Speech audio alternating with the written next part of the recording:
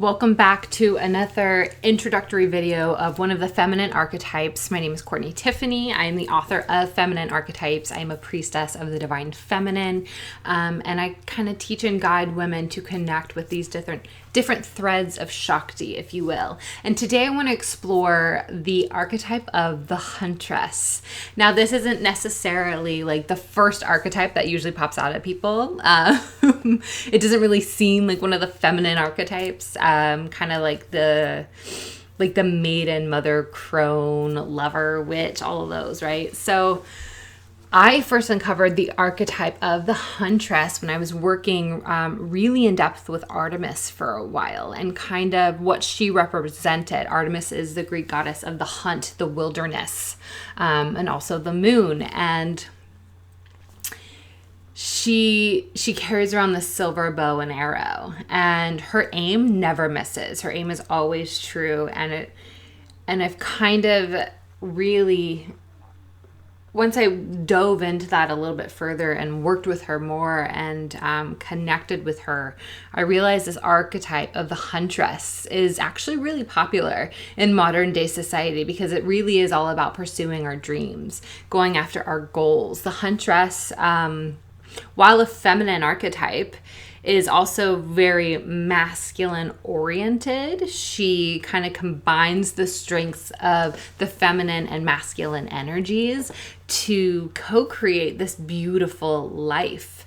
So when you think of the Huntress, you're probably thinking of like the hunter, right? Like that image of like stalking prey in the woods. Like I think of like pre-industrialization, like when, we were like hunter-gatherer communities, and like you go out with your bow and arrow and just picture like you're in the forest, right? Like hunting deer or setting rabbit traps or whatever it is. And the Huntress requires one, patience, and also knowledge and skill. She has a goal in mind, right? Whether it's, to catch food, or whether it's to gain a promotion or create her own business, or to start a family, whatever your goal is in life, right? You are embodying the Huntress. You are going after something. You are pursuing something. And you're kind of, when we embody the Huntress, we get like laser focused, right? We are driven, we are determined to meet our goal and watch it come to fruition. But we can't just be like super in the feminine, super kind of flowy and just like, oh, whatever happens, happens. Like if you have a goal and you want it to come, if you want to see it through to the end and you want to make it happen, you typically have an action plan. And so this is kind of where that masculine energy comes in, right? This action-oriented, structured, penetrative type of energy. And the feminine aspect of this archetype, right, really harnesses that. The Huntress, to me, she is the co-creator of her life. She knows that she has the power to design it however she wants, and she's determined. The Huntress takes a very high level of self-discipline, really, to see you through to the end of your goals. Oftentimes we get people telling us like, oh, that's never going to happen. That's a big, crazy, unrealistic dream, or, it's okay if you don't do it. And we also have our own internal struggles within this too, right? Whenever we're going after a goal, like it's perfectly normal to be like, oh my God, like what if it doesn't happen? There's fear of failure, fear of like disappointing like yourself or others. If a lot of people are determining or have like put pressure on you to like really achieve this goal, there's a lot of struggles, there's a lot of fear and doubt that comes up with it, and that's perfectly normal. But when that happens, we're really able, that's the time to like tune into the Huntress, right? And get super crystal clear on why you're going after this goal, right? Why you're aiming for this thing in your life. I'm always just thinking of like Diana or Artemis, like her bow and arrow, just like aiming for that, right? And having that vision. Like, just think about that for a moment. Like with your bow pulled back, like arrow notched, and just being so focused on the target, right? On the end game. That's unwavering faith. That's unwavering like desire. And that's the Huntress, right? So when all this fear and doubt kicks in, like, oh my gosh, like what if it doesn't happen? How am I going to do this? I'm just like, you're struggling with all of this like internal dialogue, right? That's when to call on Artemis, Diana, any like goddess of the hunt, and to really see that through, because what she's going to do is give you that self-discipline, right? Remind you of your why you started, why you're beginning, why you want to complete this, right? And give you that determination and that grit and that passion and that tunnel vision almost, right? Huntress doesn't care, right? She won't put up with the fear or the doubt. She realizes that's ego, right? And that there's a higher good. There's a higher reason for this. But she also understands that that journey to the goal, the journey to her path, might not always be what she had envisioned, right? Because of the way of the divine, having full faith and trust in the universe. And, you might have an end goal, but the path that you take to that goal isn't always going to be how you imagined it. Right? Because the universe is constantly testing us, throwing things our way, either to guide us or just to reiterate why we're doing what we're doing, right? We have to have that reminder. And so the Huntress really has like a plan in place.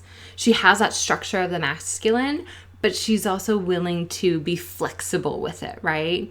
She'll continue on her journey. She'll continue on her path to get to that end goal, right? To aim true, right? To reach her target.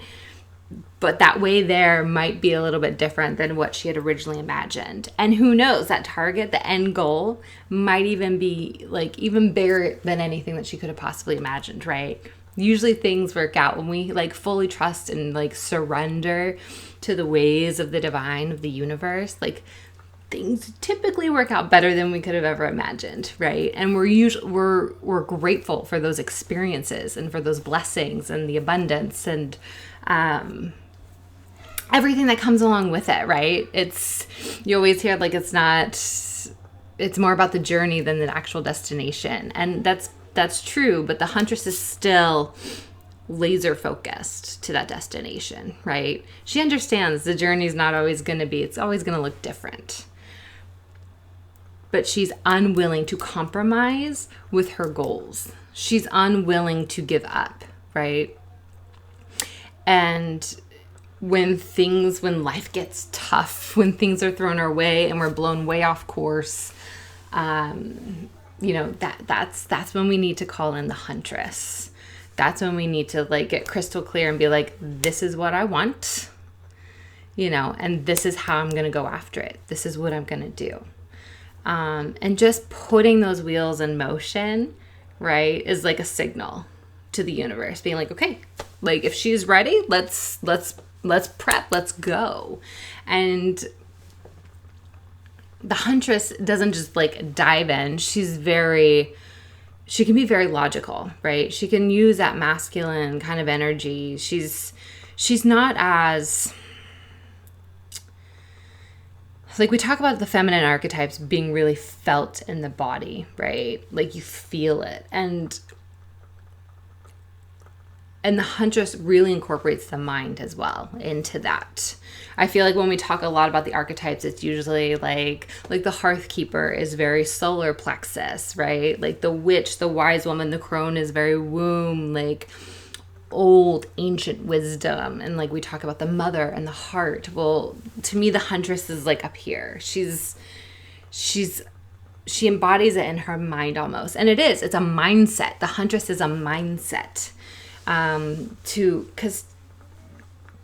To be unwavering in any goal and any course, right? Like you have to have like that vision, right? And you have to be willing to say like, I don't care what happens. I'm going to achieve it. I'm going to see it through to the end. I'm going to make it happen for myself because I deserve it, because I'm worthy, and because it's going to do better good. It's going to, give more to others. It's going to create better opportunities in the world. It's going to help other people, whatever it is, right?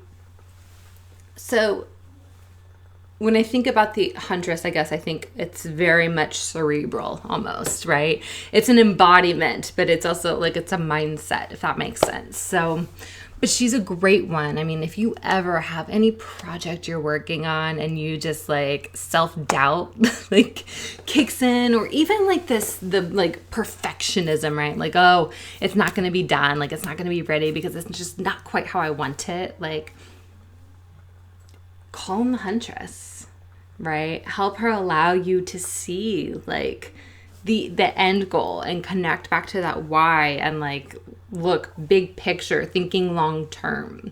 So I think she's an easier one to connect with than some of the other archetypes that we've been discussing. Because again, she is more cerebral, she is more logical, she is more masculine, which is what we're kind of prone to, we're used to because of Western patriarchal society, right? It's an easier one because it is kind of like, okay, here's my to-do list. Let me check it off. But she also is this embodiment, this thread of the divine. Like I said, like I think of Artemis or Diana. Every time when I'm thinking about the Huntress and I'm calling on them to assist me in my goals, to assist me in co-creating a life, or to bring a vision, into reality, whatever it may be. So she's a fun one to work with. It would be interesting to see how the activation kind of plays out. And if you're interested in really kind of diving more into this archetype, you can join me over on Patreon within the archetype tier. There's activations for all of the feminine archetypes to really kind of take you in and actually embody, right, that archetype. So that's all I have for the Huntress. Hopefully that kind of gives you something to think about and how you can embody her more and explore her and kind of play with this archetype. So thanks for watching.